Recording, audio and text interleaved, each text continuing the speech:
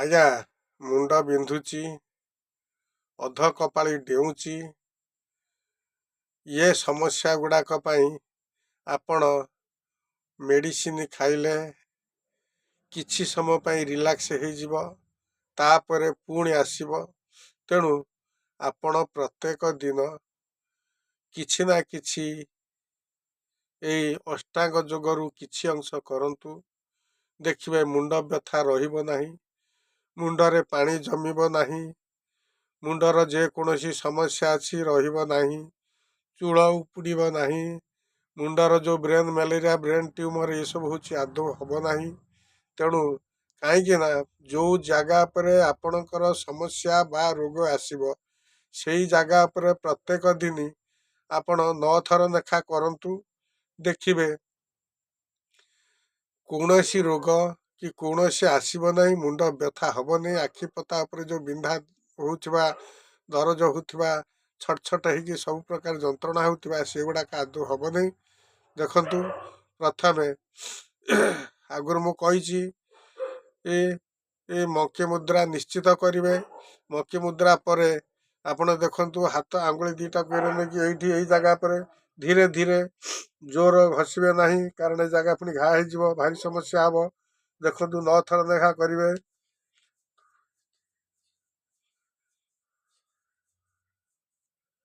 ତାପରେ ହେଇ ଦେଖ ହାତ ଦିଟାକୁ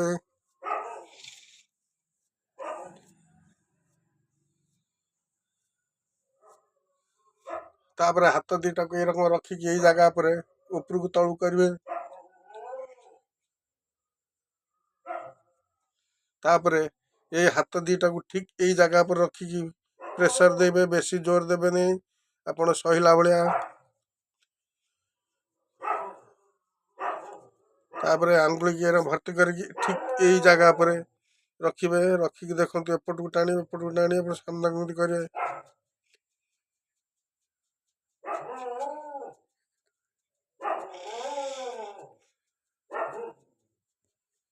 ତାପରେ ଆଙ୍ଗୁଳି ତାକୁ ରଖିକି ଠିକ ଏଇ ଜାଗା ଉପରେ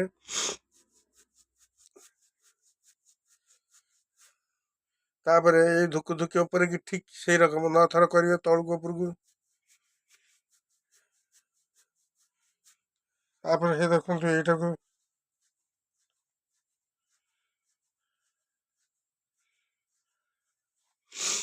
କେବଳ ତଳକୁ ଟାଣିବେ। ଆଉ ଯଦି ଆପଣଙ୍କର ଯନ୍ତ୍ରଣା ଅହର୍ନିଶି ହେଉଛି, ଆକୁ 9 ଥରରୁ 12 ଥର ବଢ଼େଇ ବଢ଼େଇ 15, 18, 21, 21ରୁ ଆଉ ବଢ଼େଇବେ ନାହିଁ। 21ରୁ ବଢ଼େଇଲେ ଲାଭ କିଛି ହେବ ନାହିଁ। ତେଣୁ ପ୍ରତ୍ୟେକ ଦିନ ମୁଣ୍ଡର ଯଦି ଯନ୍ତ୍ରଣାଟା ରୀତିମତ ହେଉଛି ତାହେଲେ ଏହାକୁ କରନ୍ତୁ। ନିଶ୍ଚିତ ଆଜ୍ଞା ସଫଳ ପାଇବେ। ବିନା ପଇସା ଖର୍ଚ୍ଚ, ବିନା ଔଷଧ, ବିନା ବିନା ଖର୍ଚ୍ଚାନ୍ତରେ ଆପଣ ରକ୍ଷା ପାଇବେ। ଆଉ ଏଥିପାଇଁ ସମୟ ହେଉଛି ବହୁତ କମ୍, ଯେକୌଣସି ମୁହୂର୍ତ୍ତର କରିପାରିବେ। ସକାଳୁ ଉଠିକି ବିଛଣା ଉପରେ ବସିକି ବି କରିପାରିବେ। ଆଉ ପ୍ରତ୍ୟେକ ଦିନ ଏଇଟା ରୀତିମତ କରନ୍ତୁ, ଆପଣଙ୍କର ମୁଣ୍ଡ ସମସ୍ୟା ଆଜ୍ଞା କିଛି ରହିବ ନାହିଁ। ରହିଲି, ଜୟ ଜୀବ, ପିତାମାତା କି ଜୟ।